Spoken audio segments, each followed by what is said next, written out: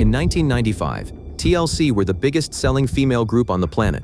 Their album had just gone diamond. They had 2 Grammy Awards, and they were completely, legally, formally broke. Not struggling, not in debt, bankrupt, while their album was still selling millions of copies. That is not bad luck.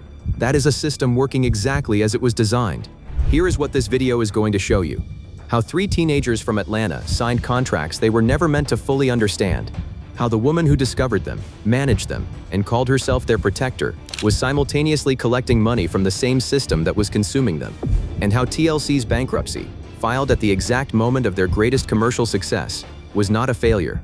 It was proof that the machine was working perfectly, for everyone except TLC. Here is the detail that changes everything. By the time Crazy Sexy Cool sold 10 million copies, TLC were paying fees to their label, their management company, and their production company simultaneously. All 3 were connected to the same people. We will get to exactly who those people were and what that connection meant for every dollar TLC generated. Because once you see it, you cannot unsee it. In 1990, 3 young women from Atlanta were trying to get noticed: Tishan Watkins, Lisa Lopez, Razonda Thomas, T-Boz, Left Eye, Chili. They were talented, ambitious, and completely unknown. And they had no money, no label, and no connections. What they did have was a meeting with a woman named Perry Reed, better known as Pebbles. And that's what people don't know. TLC didn't just happen. I woke up one day and said, I'm gonna go out here. Pebbles was one of the most connected women in the Atlanta music scene. She was a recording artist herself. She had industry relationships, she had access, and when she saw TLC perform, she immediately recognized what they had. She became their manager. She got them signed to LaFace Records, the Atlanta-based label run by her husband, Antonio Reed, better known as L.A. Reid. Read that again. Their manager was married to the head of their record label. That relationship, that single connection between the woman managing their career and the man running their label, is the foundation of everything that happens next. Because in the music industry, a manager's job is to represent the artist's interests, to negotiate on their behalf, to protect them from bad deals, to be the person in the room fighting for them when everyone else is fighting for themselves. But you cannot fight for someone's interests at a label when you are married to the label's founder. The conflict of interest was not a side effect of the deal. It was the deal. And TLC, 3 teenagers with no legal representation and no industry experience, had no way of knowing that. When TLC signed to LaFace in 1991, they were not given lawyers. They were not given independent legal counsel. They were given contracts. And those contracts were structured in a way that would take years to fully understand, and even longer to escape. Here is how the money was supposed to work. LaFace would fund everything: recording costs, videos, marketing, tour support, all of it classified as advances, all of it recoupable, meaning TLC had to pay it back out of their royalties before they saw a single dollar. Standard music industry practice. But TLC's deal had layers that went beyond the standard. We never got a copy of our contracts, and we just thought we should have that. Their recordings were owned by a production company called Pebetone. Pebetone was run by Pebbles, their manager. What that meant in practice was this: when TLC generated revenue from their music, that revenue flowed first to LaFace, the label run by Pebbles' husband. Then a portion flowed to Pebetone, the production company run by Pebbles herself. Then whatever remained after recoupment, after fees, after the production company took its cut, that was what TLC received. Their manager was collecting fees for managing them. Her production company was collecting fees for owning their recordings. Her husband's label was collecting the majority of their record sales revenue. 3 separate revenue streams, 3 separate entities, all connected to the same 2 people. And TLC were funding all 3 simultaneously. Here is the retention spike buried inside that structure. This was not illegal. Every single element of this arrangement was standard practice in the music industry in the early 1990s, which is exactly what makes it so disturbing. Because if it was standard practice, TLC were not an exception, they were an example.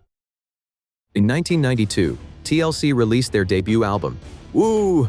On the TLC tip, it sold over 2 million copies, hit singles, MTV rotation, radio dominance. By any measure, it was a breakthrough, and TLC were still in recoupment. Every dollar the album generated was being applied against the advances the label had classified as TLC's debt, recording costs, video budgets, marketing spend, all of it charged back to TLC's account, all of it being paid off before TLC would see royalties. We are the biggest selling female group ever. 10 million albums worldwide. We have worked very hard. We have been in this business for 5 years. 5 years.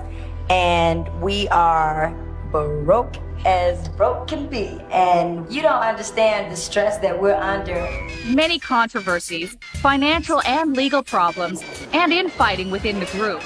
When you start being successful in the music industry, just starts magically being paid for. I knew about their financial coming in. I understood how much money the record company had made, how much money the record company was charging them for things that they probably shouldn't have charged them for, and what their gross potential was. Then in 1994, Crazy Sexy Cool arrived, and everything got bigger. The album debuted at number 3 on the Billboard 200. It eventually sold over 10 million copies in the United States alone. Waterfalls became one of the most played songs of the decade. Creep, Red Light Special, Scrubs, Grammy nominations, Grammy wins. TLC were not just successful, they were the defining female group of their generation. And in 1995, with Crazy Sexy Cool still selling, they filed for bankruptcy. Their total debt at the time of filing was approximately $10 million. Here is what that number actually means: $10 million against an album that had just sold 10 million copies. The math does not work unless you understand where the money was going. And here is where the story stops being about TLC's finances and starts being about the structure that consumed them. When TLC filed for bankruptcy in July 1995, the music press treated it as a curiosity. How could the biggest female group in the world be broke? The answer was in the filing itself. TLC listed their total assets at approximately $3 million, their total liabilities at approximately $10 million. But buried inside those numbers was something the press largely missed. The structure of what they owed and who they owed it to told the entire story. Oh, we've been through bankruptcy, we've been through houses burning down, we've been through sickle cell, we've been through settlements, we've been through babies' birthdays, holidays. TLC, one of the most successful pop acts to ever file for bankruptcy, have been taking some time out of the limelight. T-Boz has gotten hitched and is having a baby girl. They owed money to their label for unrecouped advances. They owed money to their management for fees and costs. They owed money to their insurance company after Left Eye's highly publicized incident, a story we will come back to in a moment. And critically, they were still locked into the same contracts that had created those debts in the first place. Filing for bankruptcy did not free them from their deal. It restructured their debts. But the machine kept running. LaFace kept their recordings. Pebitone retained its production interests. The revenue kept flowing through the same structure.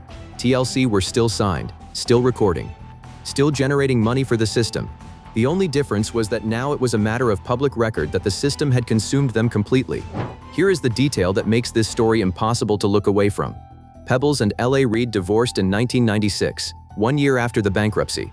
And TLC, no longer bound to a management structure controlled by their label founder's wife, immediately began fighting to restructure their deal. The correlation between the divorce and TLC's ability to finally push back against the financial architecture around them is not subtle. As long as Pebbles was their manager and L.A. Reid was her husband, TLC had no advocate. The moment that relationship ended, so did Pebbles' hold over them. What followed was one of the most significant artist versus label battles of the 1990s. After the bankruptcy, TLC did something remarkable. They fought back. They hired new legal representation. They challenged the structure of their original deal. They negotiated a new contract with LaFace that significantly improved their financial terms. It took years. It cost money they did not have, and it happened in the background while they were still recording and performing. Fan Mail arrived in 1999. It debuted at number 1. It sold over 15 million copies worldwide. It generated 2 more Grammy wins. And this time, with a restructured deal and Pebbles no longer managing them, TLC actually saw money from it. Amidst all of the rumors and turmoil, we will never break up. That's where we stand. Everything I went through happened for a reason. I don't harp on it. For what it was worth, I mean, I got a lesson out of it, so that's all that matters. But here is the cruelest detail in this entire story. In 2001, before TLC could complete their 5th album, Lisa Left Eye Lopes was killed in a car accident in Honduras. She was 30 years old. The group that had fought their way through bankruptcy, through legal battles, through a financial system designed to consume them, lost the one member who had been the most vocal about the injustice of what had been done to them. Left Eye had spoken publicly and repeatedly about the label situation, about the contracts, about Pebbles, about what the financial structure had cost them. She had been the loudest voice demanding accountability, and she was gone before that accountability ever fully arrived. Tion and Razonda completed the 5th album, 3D, in 2002 as a tribute. It went to number 1. and TLC filed for bankruptcy a second time shortly after its release. The second bankruptcy was different in its specifics, but the cause was structurally identical to the first: an artist generating enormous revenue inside a system that was taking more than it was returning. Here is the answer to the question this video opened with. How do you sell 65 million records and die broke? You sign contracts at 18 with no lawyer. You sign with a manager who is married to your label founder. You generate revenue that flows through a production company your manager owns before it reaches you. You pay recoupment on advances that have been structured to take years to clear. And you do all of this inside a system that is entirely legal, entirely standard, and entirely designed to work for everyone except you. TLC's bankruptcy was not a failure of financial literacy. It was not a failure of discipline or ambition or work ethic.